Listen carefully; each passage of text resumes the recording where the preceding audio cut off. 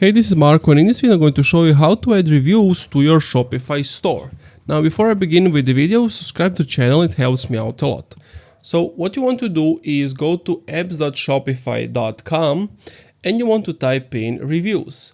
Once you have typed in reviews, you have lots of different apps that allow you to send emails to your customers to get the reviews, potentially add your own reviews, or import them from other sites like AliExpress, for example.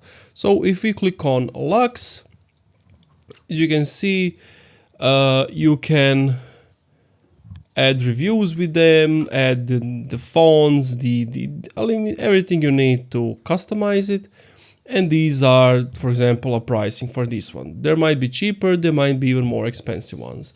But that's how you add. Then you just want to click on install, proceed with the things that the store tells you, the app tells you to do. And thank you for watching this video. If you enjoyed, leave a like, comment, subscribe.